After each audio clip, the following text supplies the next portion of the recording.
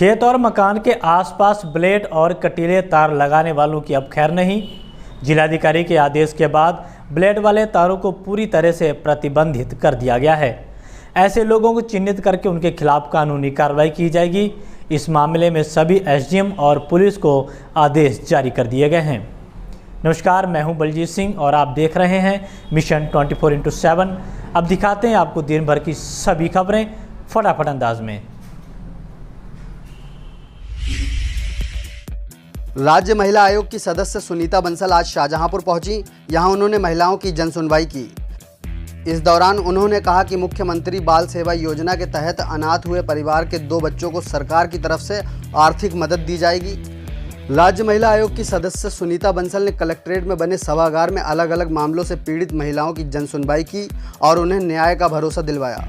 उनका कहना है कि महिलाएं राज्य महिला आयोग के नंबर पर सीधे शिकायत कर सकती हैं, जिन पर गंभीरता से कार्रवाई की जाएगी।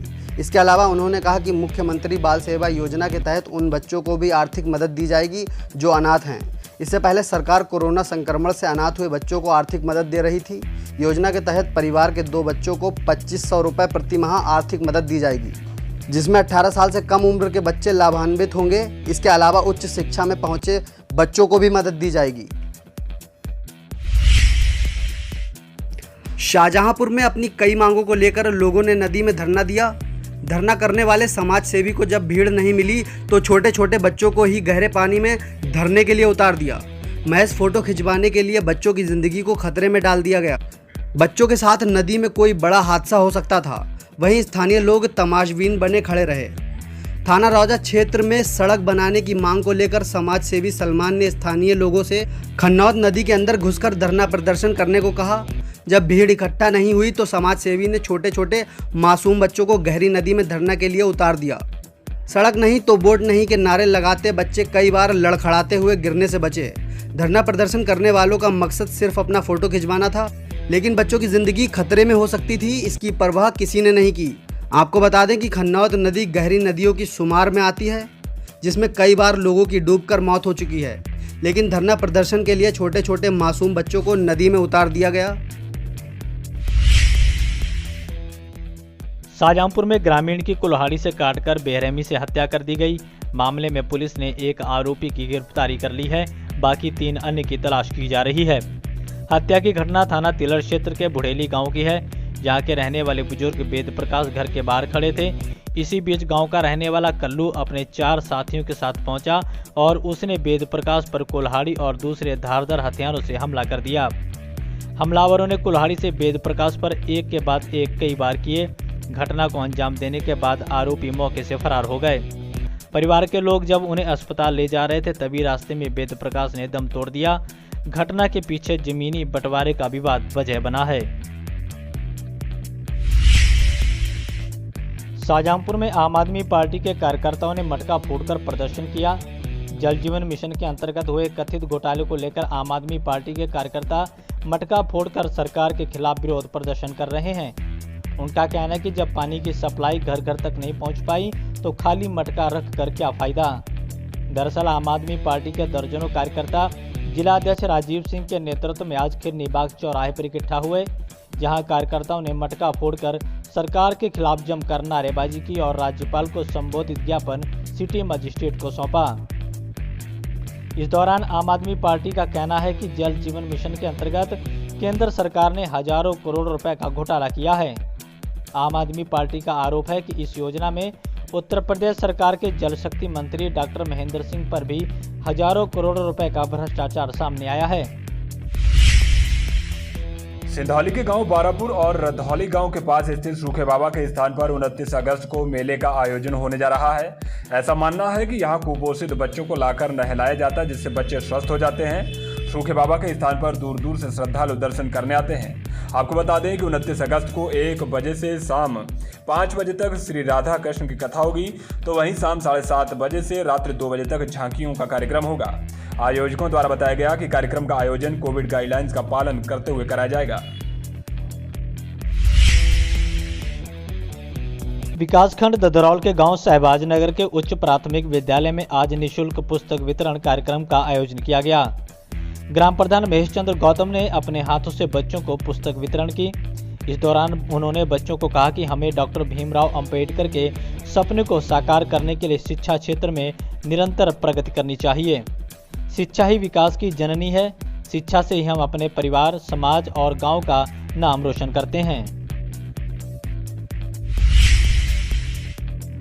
भारतीय किसान यूनियन टिकैत गुट के प्रदेश प्रभारी बलविंदर सिंह मान और निवर्तमान जिलाध्यक्ष मनजीत सिंह ने बंडा के मकसूदापुर में किसानों के साथ समीक्षा बैठक की। यहां समीक्षा बैठक के बाद बलजिंदर सिंह मान पीलीभीत के लिए रवाना हो गए। यहां वो पुलिस अधीक्षक से मुलाकात कर बिलसंडा में किसानों के खिलाफ लिखे गए मुकदमों को वापस कराने की बात कर रहे हैं। बलजिंदर सिंह मान का कहना है कि यूपी सरकार के मंत्री बलदेव सिंह के बिलसंडा पहुंचने पर किसानों ने उनका विरोध किया था, जिसके चलते किसानों के खिलाफ मुकदमे दर्ज किए गए थे, जिसको अब वापस कराया जाएगा। रौजा थाने के बाहर एक बुजुर्ग सड़क पर बैठ गया और हंगामा करने लगा। बुजुर्ग मानसिक रूप से परेशान बताया जा रहा है। बुजुर्ग ने शिकायत की सुनवाई न होने की बात कही है। फिलहाल पुलिस का कहना है कि हर फरियादी की शिकायत पर तत्परता से कार्रवाई की जा रही है। बुजुर्ग को शांत करवाकर घर भेज दिया गया है। थाना आरसी मिशन के रेती मोहल्ले के रहने वाले प्रमोद कुमार पांडे ने सिटी मजिस्ट्रेट को एक ज्ञापन सौंपकर मोहल्ले के ही देवस्थान पर अवैध कब्जे की शिकायत की है। अपनी शिकायत में प्रमोद पांडे ने कहा कि देवस्थान की जमीन पर भूमाफिया अवैध निर्माण कर रहे हैं। उन्हें रोकने पर दबंगों ने उन्हें और उनकी पत्नी को जान से मारने की धमकी दी है। वहीं से भाजपा विधायक चेतराम ने आज चौड़ेरा स्थित कैंप कार्यालय पर लोगों की समस्याओं को सुना।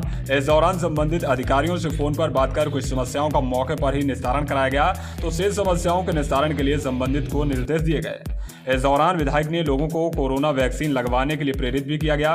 विधायक ने कहा कि अब हर वैक्सीनेशन सेंटर पर वैक्सीन उपलब्ध है, ऐसे में वैक्सीन जरूर लगवा लें। योग प्रशिक्षक मृदुल कुमार गुप्ता द्वारा मिशन शक्ति अभियान के तहत प्रशिक्षित की जा रही महिलाओं और बच्चों ने आज पुलिस अधीक्षक एस आनंद से मुलाकात की। इस दौरान योगा स्टार टीम गौरी, आकृति, उन्नति, सार्थक, अनंत, आराध्या, आयुषी और आर्थव सहित कई बच्चों ने एसपी से मुलाकात की। आपको बता दें, हाल ही में एसपी एस आनंद को पुलिस पदक से नवाजा गया था, जिसके लिए बच्चों ने उन्हें बधाई दी। इस दौरान पुलिस अधीक्षक ने योग के अनुभवों को बच्चों के साथ साझा किया। उन्होंने कहा कि भागदौड़ भरे जीवन में ध्यान क्रिया के माध्यम से अपने मस्तिष्क को शांत रखा जा सकता है। ध्यान और नियमित योगाभ्यास के माध्यम से अपने शरीर को स्वस्थ रख सकते हैं, इसलिए हम सबको योग करना चाहिए। बसपा नेता सर्वेश चंद्र मिश्रा उर्फ धांधु ने आज नगर के मोहल्ला महमद जंगला और मोहल्ला किला में जनसंपर्क कर लोगों को पार्टी की नीतियों के बारे में बताया। उन्होंने कहा कि आगामी 2022 के चुनाव में बसपा एक बार फिर से सरकार बनाने जा रही है। ऐसे में जरूरी है कि सब लोग मेहनत कर पार्टी को मजबूत करने का काम करें। कलान पुलिस ने एक शातिर चोर को गिरफ्तार किया है, जिसके पास से एल्युमिनियम बिजली का तार बरामद हुआ है। पुलिस ने मुखबिर की सूचना पर गांव इकोना शिवपुरी के जंगल से राकेश नाम के अभियुक्त को गिरफ्तार किया है, जिसके पास से 150 किलोग्राम एल्युमिनियम बिजली का तार बरामद हुआ है, जिसकी कीमत 80,000 रुपये बताई जा रही है। वहीं इस दौरान शिवदेव उर्फ सुखदेव नाम का अभियुक्त मौके का फायदा उठाकर भागने में सफल रहा। गिरफ्तार किया गया अभियुक्त जनपद बदायूं के थाना उसामा क्षेत्र का रहने वाला है। फिलहाल पुलिस ने अभियुक्त के खिलाफ कार्रवाई करते हुए उसे जेल भेज दिया है और फरार अभियुक्त की तलाश शुरू कर दी है। मिर्जापुर के गांव अस्तौली में खेत में खुदाई के दौरान पुरातन मूर्तियां और शिवलिंग मिला है। दरअसल यहां के रहने वाले दयाराम खेत की खुदाई कर रहे थे। उसी दौरान नीचे पत्थर होने का आभास हुआ तो खुदाई करने पर वहां से एक शिवलिंग सहित कई पुरातन मूर्तियां मिली हैं, जिसे देखने के लिए ग्रामीणों की भीड़ लगी हुई है। इसके बाद ग्रामीणों ने शिवलिंग और मूर्तियों की पूजा अर्चना शुरू कर दी। ग्रामीणों का कहना है कि जहां अगर और खुदाई की जाए तो कई और मूर्तियां भी मिल सकती हैं।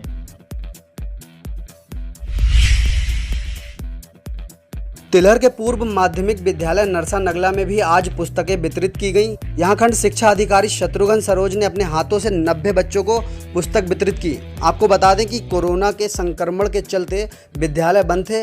अब सभी कक्षाओं के विद्यालय धीरे धीरे खोले जा रहे हैं। बीती रात रौजा थाना क्षेत्र के निवाजपुर के पास एक कार अनियंत्रित होकर डिवाइडर से टकरा गई। कार में सवार लोगों को मामूली चोट आई है। जिनको उपचार के लिए मेडिकल कॉलेज भेजा गया है। आज तिलहर नगर पालिका अधिशासी अधिकारी सर्वेश कुशवाहा ने नगर के हॉकी मैदान का जायजा लिया। दरअसल यहां लगातार शिकायतें मिल रही थी कि मैदान में आवारा पशु घूमते रहते हैं, जिससे मैदान खराब हो रहा है। वहीं अब अधिशासी अधिकारी ने यहां एक गार्ड की नियुक्ति के आदेश दिए हैं। उनका कहना है कि अब मैदान का रखरखाव अच्छे से किया जाएगा।